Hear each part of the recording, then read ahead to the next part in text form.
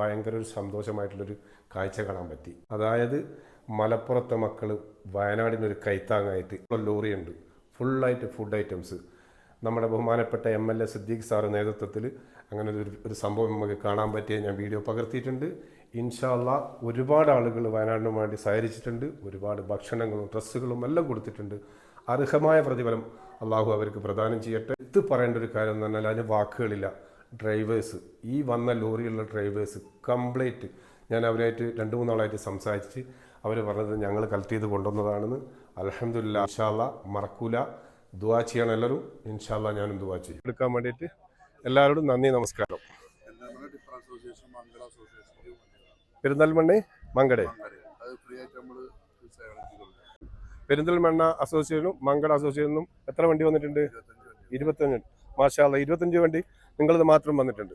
ഇത് complete food items ആണ്.